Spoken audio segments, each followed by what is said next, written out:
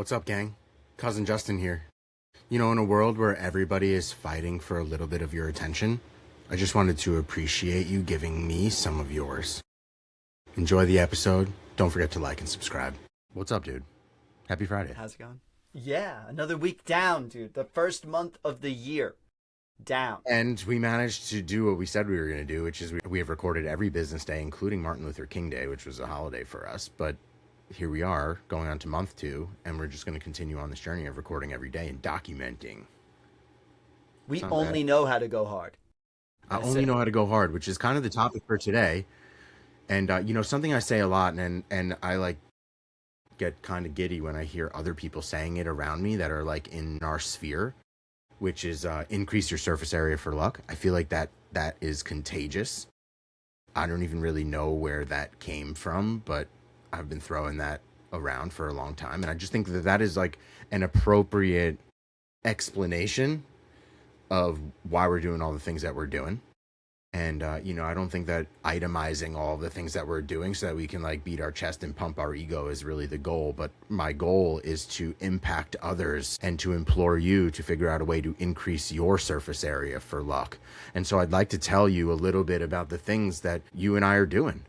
I'd like to tell you, the audience, about all the things that we're doing because, I find more often than not that people feel like they're a little bit stuck. And, one of the things that I find great pleasure in is giving people a light bulb moment, or just being a little bit of an example, because there have been plenty of days where I have been stuck. There have been plenty of long periods in life where I've just felt like, what the hell am I going to do next? Or sleepless nights with a wet blanket over your face because you have problems like debt or health issues or whatever the problem is. And so you and I only know one way, which is all in and to go super hard. And so I'm not saying that formula is going to work for everybody, but what does it mean to increase your surface area of luck? So I'll tell you what it means for me just a little bit, but I think you're also just a catalyst of this. And my ideas and the way that I think about increasing our surface area for luck has to be a go or a no-go, a hell yes or a hard no from you too, or we just don't do that thing. And it's just one of the ideas I leave in my book. And so here's what we're doing. The reason why this comes up to me today is because last night we had I think it was the 16th Long Island Technologist meetup. Mm-hmm.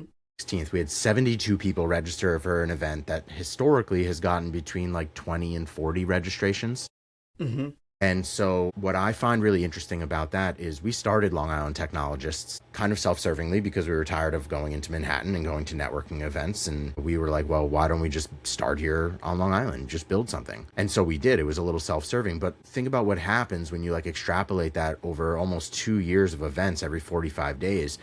We have some amazing relationships. We have hired people from there. We have watched people get hired from there. We've watched people leave their full-time jobs and go become the CTO of their business now. We've watched founders walk through the door when they were nothing and now they're something.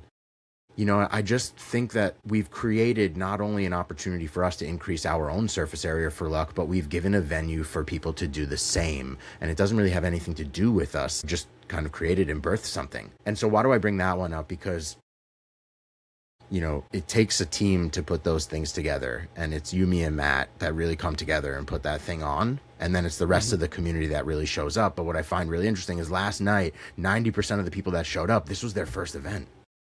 And so think about what happens from here for those people. It's very interesting because I've found that too. It felt like for a while, every event had a new head.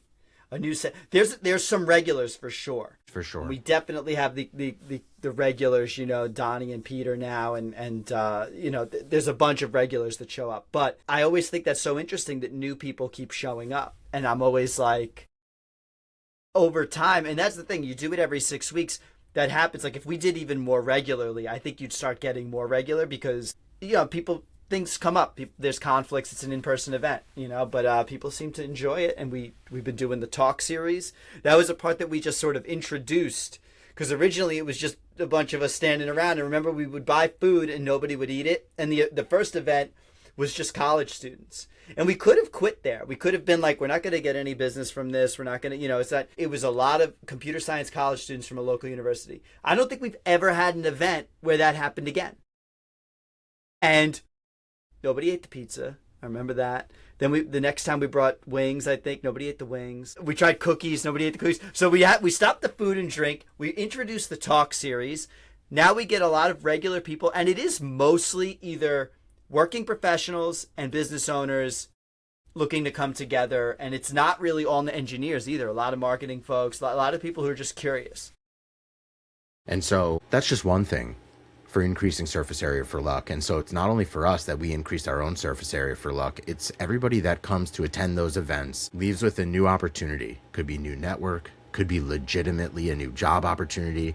It could be last night we shared and co-hosted the stage with Accelerate Long Island. Shout out to Dan Lloyd. Like, dude, the amount of people that went up to Dan Lloyd to participate in the Accelerate Long Island program, like, that guy cleaned up. You know, like, and what an opportunity for the people that came to the event to meet him and be like, holy smokes, there's a resource available for us to get some state incubated funding. Like, I couldn't have imagined that shit would have happened even 3 sessions ago. Well, we didn't even know he existed. Apparently that program, see, this just shows you like 15 years. How big the world is, because we've been running this agency for 9 to 10 years now, you know, and been at least full-time doing this 4 years.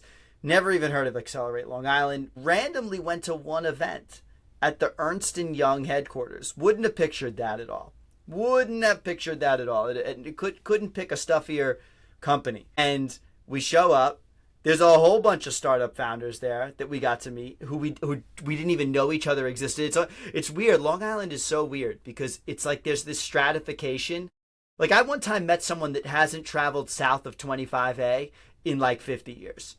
And like that, truly, they just like lived out. They were just like, I don't really travel south. Like they knew nothing about anything south of 25A, which was so funny because I was like, I don't know anything about, you go north of 25A. I feel like I'm in upstate New York. It's like a totally different feel.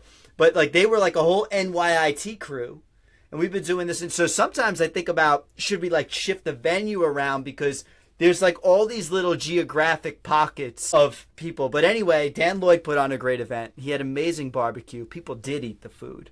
As I was saying, totally different crowd. I don't know what's up with our crowd. I'm a food fan. I go for the food sometimes. So my goal is to get an event where we got to put some good food on the table, like Dan had. We certainly are going to evolve that, but like, let's keep the idea of increasing your surface area for luck going, because one of the hardest things that we have to overcome as a business is leads. We talk about this all the time on this show. It's probably annoying to the viewers at this point, but truly, leads are what power business. I don't care what business you're in. And so what are we doing when we don't have leads? What do we do these days? Well, I wanted to say, people watching this show, they're probably like, here they go. They're going to tell me the secret to leads. I'll tell you what we're doing, but there's no secret. There's no secret. We do the podcast. Well, there's no shortcut. There's no shortcut. Honestly, it's like fishing with a drag net, right? You cast a net and you're going to drag this thing along the ocean. You're going to catch something. But we do the Long Island Technologists. We go to other people's events. So we do a few events a year. And this year we're actually going to get on planes and travel. So that is something we never did, just because, we had families and costs and things. But this year we're actually going to be doing that. So we have some of that booked. We just talked with just meeting with friends. Someone a very dear friend of mine who I lived with in Colorado, Tara, she just is talking to us about another event in upstate New York. We're going to go and check that out. So just meeting more people that do what we do allows for kind of, you just want the atoms to collide. That's the way I think of it. And when atoms collide, they make compounds, molecules, compounds, it's all just freaking chemistry, right? And so the idea is you get people in a room, you create the collision, and you hope something comes out of it. Like last night, I'm fairly certain that someone that I went to high school with is going to try and get into Accelerate Long Island, has been self-funding their business all this time. Spencer Cook, who was on the podcast. Yep. It's a great example of they didn't even know each other existed. We met Dan Lloyd. We connected someone from our CEO's group who is building an MVP with them, and they are in the program and they got funded. And they had no idea this even existed before that, So it's not even that we necessarily directly sometimes benefit. Sometimes we create the connection and then that gets paid forward at some time in the future. So this is kind of the idea. But I have heard, we were on a call last week where someone goes, oh, I saw that podcast. I'll be honest, I know we're getting subscribers. We got 53,000 as of today, 53,000 YouTube subscribers. I know 55,000, damn. All right, but we're growing fast. Point being, I like it with, they're like, oh, I saw that one. Like, people are actually saying they watched the thing, which is like a first. But it took, I want to just say to the people out there looking for the secret, this took years. Years. Dude, year 4. This is year 4. Remember, like, after year 1, it was like, does this work for anybody? You know what the difference is? It works, but you have to do volume like you wouldn't believe. We got 55. You want to know where we were on January 1st? 7,000 subscribers after a year of podcasting.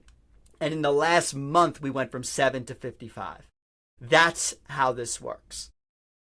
But we're filming every single day and we're making it happen. Does that help? We're not only are we filming it, we're doing the stand-up every day. We're doing the other parts of it every day also. And we're actually building things. One of the other theses, things that we're doing to increase the surface area for luck, is open source. And Code Dojo has definitely been something that, doesn't make any money, but it gets some people's attention and it shows that we're thinking about these things. We're releasing a new product, but I think that a lot of agencies have grown through open source contributions and releasing their byproducts, which almost acts as a marketing for your expertise. So if you're an agency out there that's in the engineering space, releasing open source projects helps show your work. And who knows, maybe those things turn into businesses too one day. You don't know. What else are we doing? Being on other people's podcasts. That's another thing, right? That's another great thing. There's the posting to social. You just recently got, it's called Content Studio, right? Yep. But we didn't, I don't know what happened to Hootsuite, but that used to be the one. But it's just like getting the word out, making the shorts. Things like Riverside help us a ton, because it was always very, very time consuming to make all the videos. And now this allows you to make a lot of video and a lot of shorts in a very short period of time, which I think is another reason the subscriber count has jumped pretty significantly. All of that is to say is, what are we doing? We're doing all the things, and we've tried all the things. We've tried cold email campaigns. You've been doing cold email campaigns. That is one that I will say, the fact that the word cold is in the front should just tell you everything you need to know about that shit. That has never yielded even frozen. One time. It's and frozen. That is something frozen. In 2026, I'm putting cold anything in the trash. Waste. It's a waste of time. Waste of time. I think that now, Adams, in the vein of increasing your surface area for luck, if you're an individual that you're just like, how do I get going? Do anything. Do something. Make an experiment. So I don't care if it's cold. I don't care if you smile and dial. I don't care if you're leveraging an AI solution. Like, go check out Bland AI if you want to blow your mind and have somebody else make your 100 phone calls an hour. Use AI for some of these tools. Like, folks, just get active. You know what I'm saying? Like, when Mike and I are feeling like we're not making enough progress, like the leads are drying up, that we just feel like we're running out of luck at the moment, boom, go on Eventbrite and find an event and go out and shake some hands and like be vulnerable. And guess what? It really is not about being an extrovert or like going out of your way. It's about existing in that moment, and think of yourself as like a fly trap, or like what Mike says, is just like atoms compounding, bouncing into each other. If you go to enough events, someone's going to introduce themselves to you. You can just be introverted in the back of the room sitting on a chair. Someone is going to ask you what your name is and why you're here. And so this is just about finding the courage and leaving the anxiety at home and putting yourself in a vulnerable situation to go and increase your opportunity for what comes next. And so it might not be, that's another topic we talk about all the time, which is like following your passions or following your opportunities and becoming passionate about the things that come in your way. So you got to just find your way through that. Increasing your surface area of luck is a mindset. It's a state of mind. And so when I think about increasing my surface area for luck, that's an intentional thing that I leave the house with, that I wake up every day and like, okay, well, yesterday I spent 8 hours editing 3 different podcast episodes. Like, that's just a lot of time to be sitting in the chair and just staring at the screen and editing. But guess what? The amount of people that are going to see that content, how that content is going to live forever, where that might impact somebody. We hosted one of our customers yesterday. Shout out to Carol Hussey. Dude, she's like beaming. Like that she'll never forget it. And so I could get emotional about that. Like she'll never forget it. She really was appreciative of an authentic story, and like she controlled her own narrative. Who's going to see that? Who's going to be inspired by that? And so I don't want to, like, all roads don't lead back to Justin. That's not what this is about. This is about helping people increase their own surface area for luck. Who's going to see that video? Who's going to be inspired or empowered? Who needs her and her service and her business? You know, this is the ripple effect of just having an intention.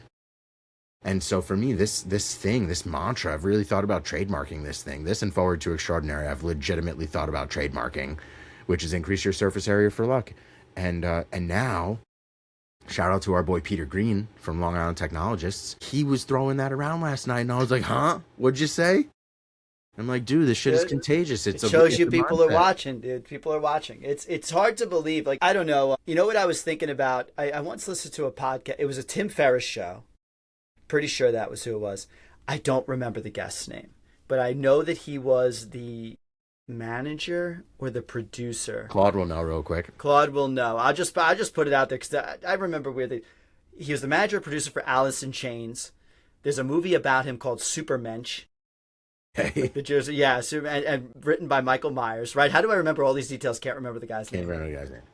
Yeah, you go call this up, right? But he had this very, he talked about in that podcast very distinctly. He said, "I have just given myself to the world in service, and by living a life of service, I have become incredibly successful." And it always stuck with me because that's how I think about this.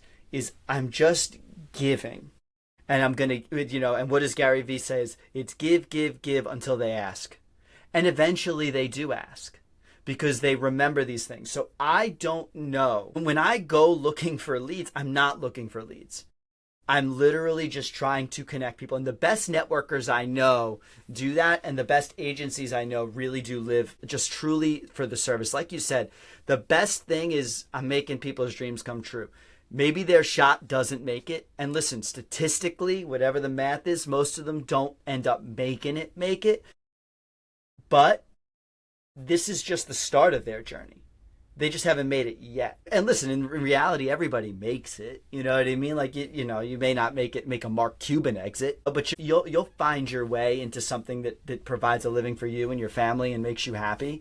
And I just think about that is just, it's this life of service.